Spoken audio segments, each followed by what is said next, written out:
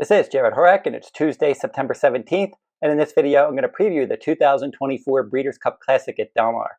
And the Breeders' Cup Classic is going to be run on Saturday, November 2nd this year, and for this video we're going to start out by talking about the Delmar track bias at 1.25 miles. And for this exercise I'm going to use the last 12 runnings of the Pacific Classic plus both Breeders' Cup Classics that were run at Delmar. And we're going to find out where were the 14 winners of those races at the pace call, and the pace call is after 4 furlongs. So first at the pace call, 7 of the 14 winners were first early. Second at the pace call, we had 3 winners, and then third at the pace call, 3 more winners. So 13 of the 14 winners in those races at 1.25 miles, 12 Pacific Classics, 2 Breeders' Cup Classics, 13 of the 14 were first, second, or third after 4 furlongs. And then 1 winner, 5th at the pace call, that was Shared Belief. Now, horses that were 1 length or less back at the pace call, 11 of the 14 were a length or less back. 1.5 lengths back, we had 1 winner, and that was Accelerate, and he won the Pacific Classic from a length back. And then 4 lengths or more back at the pace call, we did have 2 winners coming from off the pace. That was Beholder and Shared Belief, both winning the Pacific Classic. Now, in the 2024 Pacific Classic, the winner was Mixto, and he was second early, half length back at the pace call. In the top 4 this year, of the top 4 finishers in the Pacific Classic, they were 1, 2, 3, 4 all the way around the track. And as for the Delmar main track this summer, the main track was speed favoring throughout the 2024 Delmar summer meet. And for Mixto, he chased my top choice. Now, I picked Full Serrano there. I thought maybe he could go wire to wire, and Full Serrano was 7-1. But Mixto from the outside post, he was chasing that one from second, and he was able to wear down Full Serrano in the late going, and he won by a half length, 22-1 odds. So the 2 Breeders' Cup Classics in 2021 at Delmar, Nick's Go, he was first at the pace call. He went wire to wire, and the top 4 finishers were first, third, 7th, and 4th at the pace call. And then in the Breeders' Cup Classic in 2017 at Delmar, Gun Runner wired the field there, and the top 4 finishers were first, second, 4th, and 8th at the pace call. So looking at all that information through those races, definitely you would like to be forwardly placed in 1 1/4 mile races at Delmar. At least that was the case in the last 12 runnings of the Pacific Classic and both runnings of the Breeders' Cup Classic. And we don't know the field right now, so we'll have to see what the pace scenario is going to look like and all of that other stuff. But being forwardly placed is certainly an advantage on that main track at Delmar at 1.25 miles. Now we're going to look back at the most recent prep races for the 2024 Breeders' Cup Classic. Now going back to a win and you're in race from June 29th, the Grade 1 Stephen Foster Kingsbarns was the winner there. So he qualified for the Breeders' Cup Classic by winning that race. But unfortunately for him, he was injured when he was training for the Jockey Club Gold Cup, and he has since been retired, and he's going to be retiring to Spendthrift Farm. So he's not going to be running in the Breeders' Cup Classic. But one of the big races that was run in August, that was the Grade 1 Travers Stakes on August 24th. That was at 1.25 miles at Saratoga. Top 4 finishers, Fierceness, Thorpedo Anna, Sierra Leone, and Dornoch. Now in the Travers this year, not much early pace.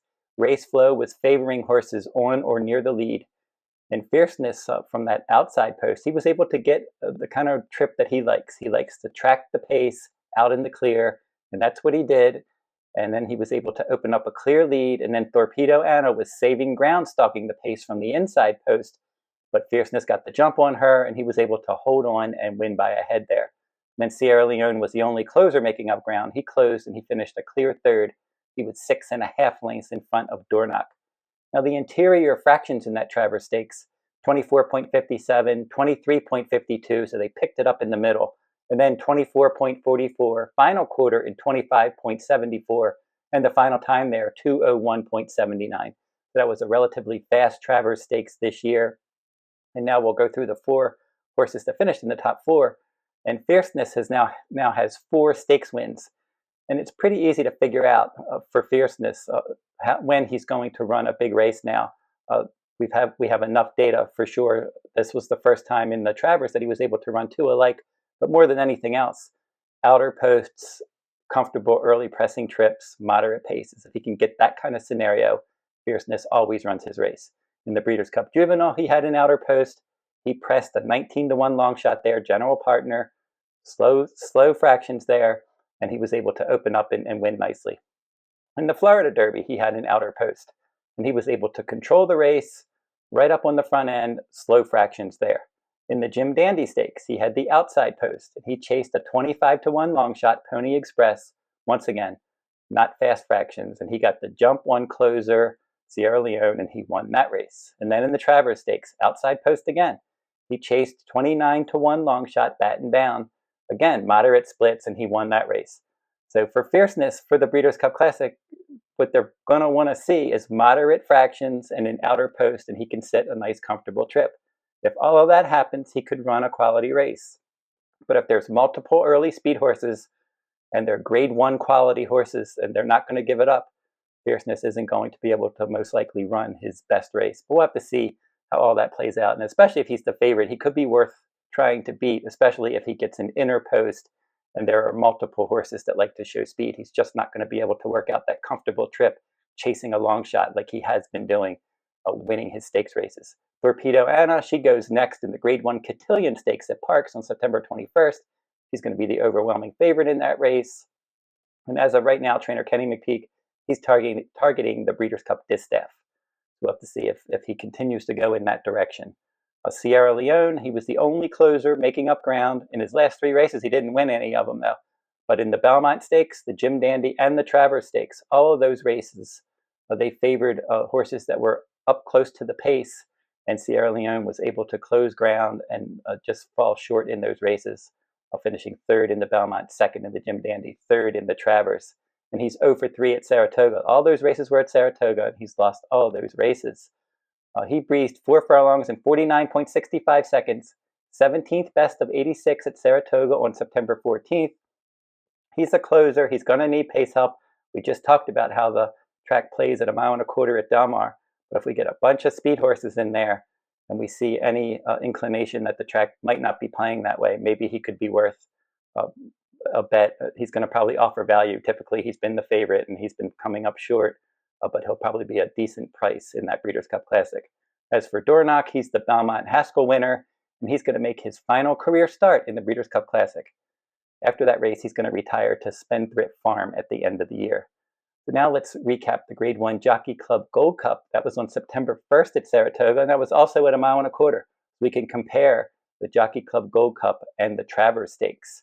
Jockey Club Gold Cup for older horses, and the top 5 finishers: Highland Falls, Pyrenees, Disarm, Tapit, Trice, and Arthur's Ride. And Arthur's Ride was the Grade 1 Whitney winner, and he was able to get out there and make the early lead, but Flavien Prat was riding Highland Falls, and he did not let Arthur's Ride get away. He pressed the pace. He was aggressively handled. He put Arthur's Ride away, and he won that race by 4 lengths. So looking at the interior fractions of this race, 24.42, 23.64, so they picked it up in the middle, and then 24.88, but the final quarter, very slow, 27.06. The final time in the Jockey Club Gold Cup, 2:03.25. This was the slowest Jockey Club Gold Cup since the race was shortened from 1.5 miles to 1.25 miles in 1990. Now the race was moved to Saratoga in 2021. The final times in the races at Saratoga: Max Player in 2021, 2:02.49, Olympiad in 2022, 2:02.11, Bright Future, the 2023 Jockey Club Gold Cup winner, 2:03 flat, and as I mentioned, this year, 2:03.25. So looking at the horses that ran in the Jockey Club Gold Cup, the impressive winner Highland Falls, and then Pyrenees, possibly Disarm, those horses. Arthur's Ride supposed to come back in the Breeders' Cup Classic. He would be a pace factor. But looking at those horses and then looking at the horses that ran in the Travers, I would probably much prefer the horses that coming out of the Travers Stakes. They're 3-year-olds. They're improving. Horses like Fierceness, he's fast enough to win. Like I said, if he can get his preferred trip. Thorpedo Anna probably not going into the Breeders' Cup Classic. She's probably going to do the distaff. And then Sierra Leone as a closer, maybe not. But looking at his speed ratings, he continues to get faster and more professional, and he's one that you have to consider. And then Dornoch would be a pace factor in the Breeders' Cup Classic as well. Now, some other horses that raced recently: Muth. For trainer Bob Baffert, he ran his 2024 record to 3 for 3 when he won the Shared Belief Stakes at Del Mar. That was on September 1st. He chased Pony Express. He sat in second. He took the lead after 6 furlongs. He turned away his stablemate Imagination, who ended up finishing third. And then he ended up winning the race by 2 lengths over Stalker Indispensable. Now for Muth, this was his first start since the Grade 1 Arkansas Derby on March 30th. He was the Preakness favorite. He traveled to Baltimore for that race, but he scratched shortly after arriving at Pimlico on Preakness week, went back to California, and this was his first start since that Arkansas Derby and since scratching from the Preakness. Now, he worked 4 furlongs in 48.60 seconds, 18th best of 58 at Santa Anita on September 14th, and he's targeting the Grade 1 California Crown at 1 1/8 at Santa Anita on September 8th against Older Company. So Muth 3 for 3 this year. He's still very much in the running for the 3-year-old title, especially if he would win the California Crown and then maybe the Breeders' Cup Classic. Certainly, he would be considered most likely your 3-year-old champion if he goes 5 for 5 this year. But Muth is one of the top 3-year-olds in the country, and he has good tactical speed. Skippylongstocking, he's having a good year for trainer Safi Joseph Jr. He was first in the Grade 3 Challenger Stakes, first in the Grade 2 Oaklawn Handicap, and then last time out, first in the Grade 2 Charlestown Classic. He breezed 4 furlongs in 49.90 seconds, 30th best of 71 at Saratoga.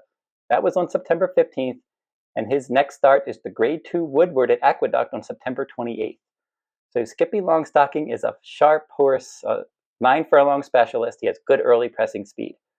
And we're going to have to consider some overseas runners this year in the Breeders' Cup. The older male division in the handicap division, not really a clear leader there. Same with the 3-year-old division. Fierceness right now is the leader, but we've seen over and over again this year in the 3-year-old division that horses will win 2 in a row, but they just can't get that elusive 3rd graded stakes win in a row. We saw it earlier this year with Sierra Leone. He won back-to-back graded races, and then he just missed in the Kentucky Derby. And then we saw Dornoch win back-to-back races, and he was able to win the Belmont and the Haskell, but then he couldn't put it together and win the 3rd in a row in the Travers. And now we've seen Fierceness win the Jim Dandy and the Travers.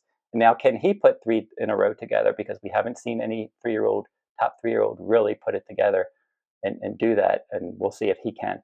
Now for the overseas runners in the Breeders' Cup, it's possible that City of Troy for trainer Aidan O'Brien is going to come over. This is a Justified colt, and he's 6 for 7 overall. He has 4 Grade 1 wins. He won the Betfred Derby, the Coral Eclipse, and the Juddmonte International in his last 3 starts. Very talented horse, bred to handle dirt. Would not be surprised if he did handle dirt. He comes here, and he could be a major player in that Breeders' Cup Classic. And Japan figures to have some starters in the Breeders' Cup Classic as well. In the 2023 Breeders' Cup Classic, Derma Sotogake finished 2nd. Ushba Tesoro was 5th. They were both from Japan. And then in the Kentucky Derby this year, we saw Forever Young finish 3rd. Tio Password finished 5th, both from Japan there. And speaking of Forever Young, he is expected to ship to Del Mar for the Breeders' Cup Classic. He's going to prep for the Breeders' Cup Classic in the Japan Dirt Classic at 1 1/4 on October 2nd. And he is expected to butt heads with Ramjet in that race. And Ramjet's a 3-year-old as well. He's 5 for 7 overall. And that one, he's won 4 straight, and he's 3 for 3 this year. So that should be an interesting matchup between Forever Young and Ramjet in the Japanese Dirt Classic at 1 1/4 on October 2nd. And Derma Sotogake, we mentioned him. He could be coming back for the Breeders' Cup Classic along with Ushba Tesoro. And Ushba Tesoro was 2nd in the Saudi Cup and 2nd in the Dubai World Cup earlier this year. And my annual 2-day Breeders' Cup full card analysis is going to be available later this fall at todaysracingdigest.com and at my personal website, therunawayhorse.com. Now, this week's big race in the 3-year-old division is going to be the Grade 1 Pennsylvania Derby at Parks. That's on Saturday, September 21st. That's going to be 1 1/8 for 3-year-olds, and I'm going to cover that race on my YouTube channel. So keep checking that out. I'm going to do a handicapping video. I'm going to go through the field, give out my top choice. And right now, they drew the race earlier this week. We have an 11-horse field, including New York Bred Stakes winner Doc Sullivan, Preakness winner Seize the Gray, West Virginia Derby winner, and Indiana Derby winner Dragoon Guard. He could end up being the favorite for trainer Brad Cox. We have Curlin Stakes winner Unmatched Wisdom for trainer Chad Brown. Grade 3 Withers winner Uncle Heavy, and then Sunland Derby and Grade 1 Santa Anita Derby winner Stronghold. So those are some of the bigger names in the Pennsylvania Derby, and again, I'll be covering that one on my YouTube channel later this week. And if you want daily free picks, go over to the runawayrhorse.com, my personal website. At the top, you're going to see a Better Bets blog tab. Click there, and it will take you over to my Better Bets blog page, and I do daily free picks from around the country. And if you want my Santa Anita, Dalmar, Breeders' Cup, Triple Crown Series full cards, you can get those at the runawayrhorse.com and todaysracingdigest.com. On my sales page at the runawayrhorse.com, I'm going to be having Santa Anita full cards for their upcoming autumn meet, covering the whole meet. You can purchase individual full cards, weekly and weekend packages, and the entire meet at the runawayrhorse.com on my sales page, and see the description below for links to articles that I referenced in this video.